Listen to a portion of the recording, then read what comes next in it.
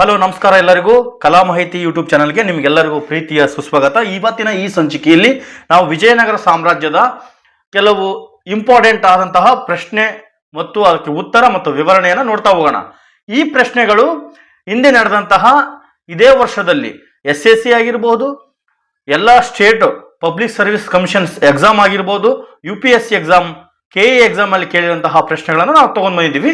ಬನ್ನಿ, ಮೊದಲೇ ಪ್ರಶ್ನೆ, ವಿಜಯನಗರ ಸಾಮ್ರಾಜ್ಯ ಸ್ಥಾಪನೆಯಾದ ವರ್ಷ ಯಾವುದು ಅಂತ ಕೇಳಿದರೆ 1333ರಲ್ಲಿ ವಿಜಯನಗರ ಸಾಮ್ರಾಜ್ಯವು ಸ್ಥಾಪನೆ ಆಕತಿ. ನೋಡಿ, ವಿಜಯನಗರ ಸಾಮ್ರಾಜ್ಯವನ್ನ ಕ್ರಿಸ್ತ ಶಕ 1336ರಲ್ಲಿ ಹರಿಹರ ಮತ್ತು ಬುಕ್ಕ ಎಂಬ ಸಹೋದರರು ಇವರು ಸಂಗಮ ವಂಶಕ್ಕೆ ಸೇರಿದವರಾಗಿದ್ದಾರೆ. ಈ ಪ್ರಶ್ನೆ ಇದೆಯಲ್ಲ, ಬಹುತೇಕ ಎಲ್ಲಾ ಸ್ಪರ್ಧಾತ್ಮಕ ಪರೀಕ್ಷೆಗಳಲ್ಲಿ ಕೇಳಲಾಗಿದೆ. ನೋಡಿ, ಮಧ್ಯಪ್ರದೇಶದ ಪಬ್ಲಿಕ್ ಸರ್ವಿಸ್ ಕಮಿಷನ್ ಆಗಿರ್ಬೋದು, ಇದು ಹರಿಯಾಣ ಆಗಿರ್ಬೋದು, ಆಮೇಲೆ SSC CHS SL 2021ರಲ್ಲಿ ಕೇಳಿದಂತಹ ಪ್ರಶ್ನೆಯಾಗಿದೆ. ಮುಂದಿನ ಪ್ರಶ್ನೆ, ವಿಜಯನಗರದ ದೊರೆ ಕೃಷ್ಣದೇವರಾಯರು ರಚಿಸಿದ ಕಾವ್ಯ ಸಮೃದ್ಧಿ ಮತ್ತು ವಿಷ್ಣು ಭಕ್ತಿಗೆ ಪ್ರಸಿದ್ಧವಾದ ಕೃತಿ ಯಾವುದು ಅಂತ ಕೇಳಿದರೆ, ನೋಡಿ, ವಿಷ್ಣು ಭಕ್ತಿಗೆ ಇದು ಇಂಪಾರ್ಟೆಂಟ್ ಆಗುತ್ತೆ ಇಲ್ಲಿ. ಅಮುಕ್ತ ಮಾಲ್ಯದ ಈ ಕೃತಿಯು ತೆಲುಗು ಭಾಷೆಯಲ್ಲಿದೆ. ನೋಡಿ, ಈ ಕೃತಿಯು ತೆಲುಗು ಭಾಷೆಯಲ್ಲಿ ರಚಿಸಿದ ಕೃತಿ. ವಿಷ್ಣು ಭಕ್ತಿ ಮತ್ತು ಅಂಡಾಳ್ ಎಂಬ ಸಂತೆಯ ಕಥೆಯನ್ನ ಒಳಗೊಂಡಿದೆ. ಇದನ್ನ ಅಮಕ್ತ ಮಾಲ್ಯದ ಎಂದು ಕರೆಯಲಾಗ್ತದೆ. ಇದು SSC CGL 2021ರಲ್ಲಿ ಕೇಳಿದಂತಹ ಪ್ರಶ್ನೆಯಾಗಿದೆ. ಅರ್ಥ ಆಯ್ತಾ ಸ್ನೇಹಿತರೆ? ಇದು ತೆಲುಗು ಭಾಷೆಯಲ್ಲಿದೆ, ಅದನ್ನು ಸ್ವಲ್ಪ ನೀವು ಗಮನ ಹರಿಸಬೇಕು. ಮುಂದಿನ ಪ್ರಶ್ನೆ, ವಿಜಯನಗರ ಸಾಮ್ರಾಜ್ಯದ ರಾಜಧಾನಿ ಯಾವುದು? ಇದು ಹಂಪಿ ವಿಜಯನಗರ ಸಾಮ್ರಾಜ್ಯದ ರಾಜಧಾನಿ. ಇದು ಪ್ರಸ್ತುತವಾಗಿ ವಿಜಯನಗರ ಜಿಲ್ಲೆಯಲ್ಲಿ, ನೋಡಿ, ಪ್ರಸ್ತುತವಾಗಿ ವಿಜಯನಗರ ಜಿಲ್ಲೆಯಲ್ಲಿ ಕಂಡು ಬರ್ತತಿ. ನೋಡಿ, ವಿಜಯನಗರ ಜಿಲ್ಲೆಯಲ್ಲಿ ಕಂಡು ಬರ್ತತಿ. ಇದು 1986ರಲ್ಲಿ ಯುನೆಸ್ಕೋ ಪಾರಂಪರಿಕ ಪಟ್ಟಿಗೆ ಸೇರ್ಪಡೆ ಮಾಡಲಾಗಿದೆ. ಬನ್ನಿ, ಮುಂದಿನ ಪ್ರಶ್ನೆ, ಇತಿಹಾಸಕಾರರು ವಿಜಯನಗರ ಎಂಬ ಪದದ ಬದಲು ಯಾವ ಹೆಸರನ್ನ ಬಳಸುತ್ತಾರೆ ಅಂತೇಳಿ ಕೇಳಲಾಗಿದೆ. ನೋಡಿ, ನಾವು ವಿಜಯನಗರ ಸಾಮ್ರಾಜ್ಯ ಅಂತೇಳಿ ನಾವು ಬಳಸಬಾರ್ದು, ಕರ್ನಾಟಕ ಸಾಮ್ರಾಜ್ಯ ಅಂತೇಳಿ ನಾವು ಬಳಸಬೇಕು. ಈಗ ನೋಡಿ, ಸಮಕಾಲೀನ ಶಾಸನಗಳು ಮತ್ತು ಪ್ರವಾಸಿ ವರದಿಗಳಲ್ಲಿ ವಿಜಯನಗರವನ್ನ ಕರ್ನಾಟಕ ಸಾಮ್ರಾಜ್ಯ ಎಂದೇ ಕರೆಯಲಾಗ್ತಿತ್ತು. ಇದು SSC CGL 2021ರಲ್ಲಿ ಕೇಳಿದಂತಹ ಪ್ರಶ್ನೆಯಾಗಿದೆ. ಮುಂದಿನ ಪ್ರಶ್ನೆ, ವಿಜಯನಗರ ಸಾಮ್ರಾಜ್ಯವನ್ನು ಸ್ಥಾಪಿಸಿದ ವಂಶ ಯಾವುದು ಅಂದ್ರೆ ಸಂಗಮ ವಂಶ. 1336ರಲ್ಲಿ ಸಹೋದರರಾದ ಹರಿಹರ ಮತ್ತು ಬುಕ್ಕ ಒಂದು ವಿಜಯನಗರವನ್ನ ಸ್ಥಾಪಿಸಿದರು. ನಂತರ ಸಾಳುವ, ತುಳುವ, ಅರವೀಡು ವಂಶಗಳು ಆಳಿದವು.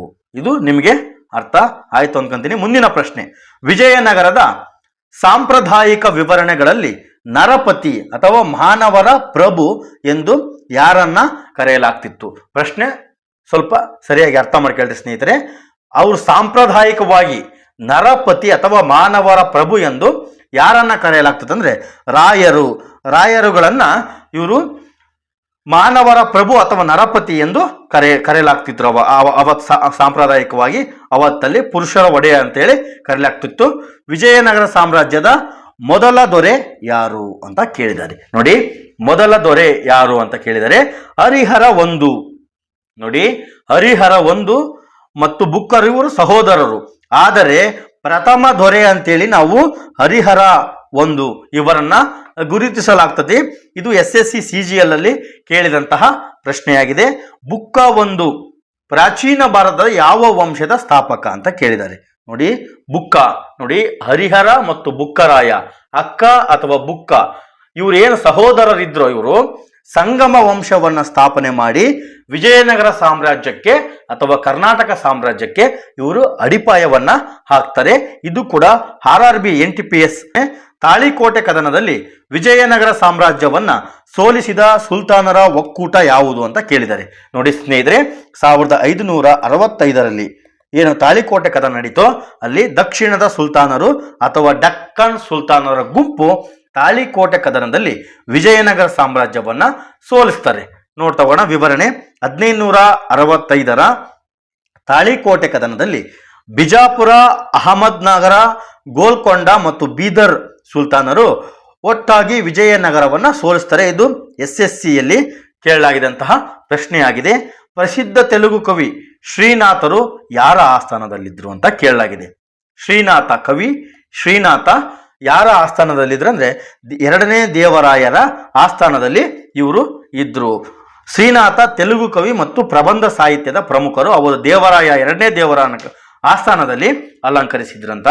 ಇದಕ್ಕೆ ಸರಿಯಾದ ಉತ್ತರ ವೀರ ನರಸಿಂಹ ಪ್ರಾಚೀನ ಭಾರತದ ಯಾವ ವಂಶದ ದೊರೆ ಅಂತ ಕೇಳಿದರೆ ಇದು ಇಂಪಾರ್ಟೆಂಟ್. ಇದು ಯಾಕಂದ್ರೆ ಸೆಂಟ್ರಲ್ ಗೌರ್ಮೆಂಟ್ಸ್ ಎಕ್ಸಾಮ್ಸ್ ಅಲ್ಲಿ ಈ ತರದ ಪ್ರಶ್ನೆಗಳು ಜಾಸ್ತಿ ಬರ್ತದೆ. ಇವರು ತುಳುವ ವಂಶದ ಒಬ್ಬ ದೊರೆ. ಇವರು ತುಳುವ ವಂಶದ ವೀರ ನರಸಿಂಹನು ಸಾಳುವ ನರಸಿಂಹನ ಮಗ ಮತ್ತು ಕೃಷ್ಣದೇವರಾಯರ ಪೂರ್ವಜರು. ಇವರು ಇದು RRB ಪರೀಕ್ಷೆಯಲ್ಲಿ ಕೇಳಲಾಗಿದೆ. ಸಾಳುವ ನರಸಿಂಹನ ಮಗ ಇವರು ವೀರ ನರಸಿಂಹ. ಇವರು ತುಳುವ ವಂಶಕ್ಕೆ ಸೇರಿದ್ದಾರೆ. ಯಾರು? ಕೃಷ್ಣದೇವರಾಯರಾಗಿರಬಹುದು, ಮತ್ತೆ ಸಾಳುವ ನರಸಿಂಹ ಆಗಿರ್ಬೋದು, ವೀರ ನರಸಿಂಹ ಆಗಿರ್ಬೋದು. ಇವರು ಯಾರು? ತುಳುವ ವಂಶಕ್ಕೆ ಸೇರಿದಂಥವರು ಆಗಿದ್ದಾರೆ. ಮುಂದಿನ ಪ್ರಶ್ನೆ ನೋಡ್ತಾ ಹೋಗೋಣ. ಕೃಷ್ಣದೇವರಾಯರು ಯಾವ ಸಾಮ್ರಾಜ್ಯದ ದೊರೆ ಅಂತೇಳಿ ಕೇಳಿದ್ದಾರೆ. ಕೃಷ್ಣದೇವರಾಯರು ಯಾವ ಸಾಮ್ರಾಜ್ಯದ ದೊರೆ ಅಂತೇಳಿ ಕೇಳಿದರೆ ವಿಜಯನಗರ. ನೋಡಿ ಇಲ್ಲಿ ಆಯ್ಕೆಗಳು ಚೋಳ ಎಂದು 2 ಬಾರಿ ಆಗಿದೆ, ನೀವು ಅದನ್ನು ಸರಿಪಡಿಸ್ಕೊಳ್ಳಿ. ನೋಡಿ ಪ್ರಶ್ನೆ ಕೃಷ್ಣದೇವರಾಯರು ಯಾವ ಸಾಮ್ರಾಜ್ಯದ ದೊರೆ ಅಂತ ಕೇಳಿದ್ರು. ನೋಡಿ ಇವರು ವಿಜಯನಗರ ಸಾಮ್ರಾಜ್ಯದ ದೊರೆ. ಪರೀಕ್ಷೆಯ ಆಯ್ಕೆಗಳ ಪ್ರಕಾರ ಯಾವುದು ಸರಿಯಿಲ್ಲ ಅಂತೇಳಿ ಸನ್ನಿವೇಶಕ್ಕೆ ತಕ್ಕಂತೆ ಪ್ರಶ್ನೆ ಕೇಳಿದರೆ ಚೋಳರು ಅಂತೇಳಿ ಇದು ಮುದ್ರಣ ದೋಷ ಆಗಿದೆ. ಇದಕ್ಕೆ ಸರಿಯಾದ ಉತ್ತರ ವಿಜಯನಗರ ಸಾಮ್ರಾಜ್ಯ. ಮುಂದಿನ ಪ್ರಶ್ನೆ ಕೃಷ್ಣದೇವರಾಯರು ಯಾವ ವಂಶಕ್ಕೆ ಸೇರಿದವರು. ನೋಡಿ ಇವರು 4 ವಂಶಗಳಿದ್ವು. ಸಾಳುವ, ತುಳುವ, ಅರವೀಡು ಇವೇ 4 ವಂಶಗಳಿದ್ವು. ಸಂಗಮ ವಂಶ. ಇದರಲ್ಲಿ ಕೃಷ್ಣದೇವರಾಯರು ಯಾವ ವಂಶಕ್ಕೆ ಸೇರಿದವರು ಅಂತೇಳಿ ಕೇಳಿದರೆ ಇವರು ತುಳುವ ವಂಶಕ್ಕೆ ಸೇರಿದವರು. ಇವರು 1509ರಿಂದ 1529ರವರೆಗೆ ಆಳ್ವಿಕೆಯನ್ನು ನಡೆಸ್ತಾರೆ. ನೋಡಿ ಇದು RRB NTPCಯಲ್ಲಿ ಕೇಳಿದಂತಹ ಪ್ರಶ್ನೆಯಾಗಿದೆ. 15ನೇ ಪ್ರಶ್ನೆ 16ನೇ ಶತಮಾನದಲ್ಲಿ ಆಳಿದ ವಿಜಯನಗರ ದೊರೆ ಯಾರು. ನೋಡಿ ಇವರು ಸುಮಾರು 16ನೇ ಶತಮಾನ ಅಂದ್ರೆ 1509ರಿಂದ 29ರವರೆಗೆ ಆಳಿದಂತಹ ಶ್ರೀಕೃಷ್ಣ ದೇವರಾಯರು 16ನೇ ಶತಮಾನದಲ್ಲಿ ಆಳ್ವಿಕೆಯನ್ನ ಮಾಡ್ತಾರೆ. ಕೃಷ್ಣದೇವರಾಯರು ವಿಜಯನಗರದ ಹತ್ತಿರ ನಾಗಲಾಪುರಂ ಎಂಬ ಉಪನಗರವನ್ನ ಯಾರ ಹೆಸರಿನಲ್ಲಿ ಸ್ಥಾಪಿಸ್ತಾರೆ ಅಂತೇಳಿ ಕೇಳಲಾಗಿದೆ. ನೋಡಿ ಅದು ನಾಗಲಾಪುರಂ. ಕೃಷ್ಣದೇವರಾಯರು ತನ್ನ ತಂದೆ ನರಸಿಂಹ ನಾಯಕನ ಸ್ಮರಣಾರ್ಥವಾಗಿ ನಾಗಲಾಪುರಂ ಅನ್ನ ನಿರ್ಮಾಣ ಮಾಡ್ತಾರೆ.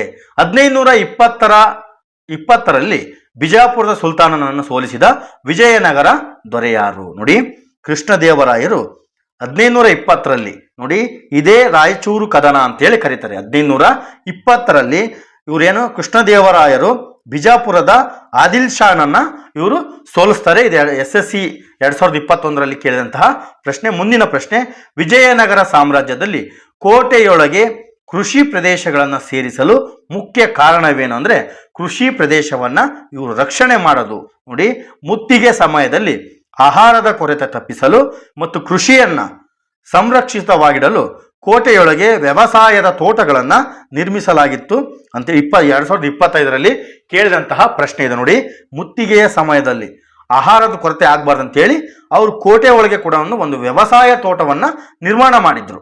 ಮುಂದಿನ ಪ್ರಶ್ನೆ ಕೃಷ್ಣದೇವರಾಯರು ಅಮುಕ್ತಮಾಲ್ಯದ ಗ್ರಂಥವನ್ನ ಯಾವ ಭಾಷೆಯಲ್ಲಿ ಬರೆದಿದ್ದಾರೆ ರಚಿಸಿದ್ದಾರೆ ಅಂತೇಳಿ ಕೇಳಿದರೆ ಇದು ತೆಲುಗು ಭಾಷೆಯಲ್ಲಿದೆ.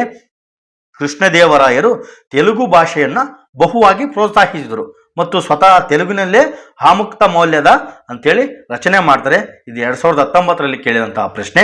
ಮುಂದಿನ ಪ್ರಶ್ನೆಗೆ ಹೋಗೋಣ ಮತ್ತು ಕೊನೆಯ ಪ್ರಶ್ನೆ ಕೃಷ್ಣದೇವರಾಯರು ರಚಿಸಿದ ರಾಜಕೀಯ ವಿಷಯಗಳನ್ನ ಒಳಗೊಂಡ ಪುಸ್ತಕ ಯಾವುದು ಅಂತ. ನೋಡಿ ಈ ಆಮುಕ್ತ ಮಾಲ್ಯದ ಏನ್ ಪುಸ್ತಕ ಇದೆಯಲ್ಲ ತೆಲುಗು ಭಾಷೆದು, ಇದು ಬಹಳ ಪ್ರಮುಖವಾದಂತಹ ಪುಸ್ತಕ. ಇದು ಬಹಳ ಬಾರಿ ಪರೀಕ್ಷೆಗಳಲ್ಲಿ ಕೇಳಿದಂತಹ ಪುಸ್ತಕ.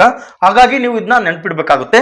ನೋಡಿ ಇದು ರಾಜಕೀಯ ವಿಷಯಗಳನ್ನ, ಈ ಗ್ರಂಥವು ಭಕ್ತಿ ಪ್ರಧಾನವಾಗಿದ್ರು ಇದರಲ್ಲಿ ರಾಜನೀತಿ, ಆಡಳಿತ ಮತ್ತು ಸೈನ್ಯ ವ್ಯವಸ್ಥೆಯನ್ನು ಕುರಿತು ಕೃಷ್ಣದೇವರಾಯರು ಸೂಚಿಸಿದ್ದಾರೆ.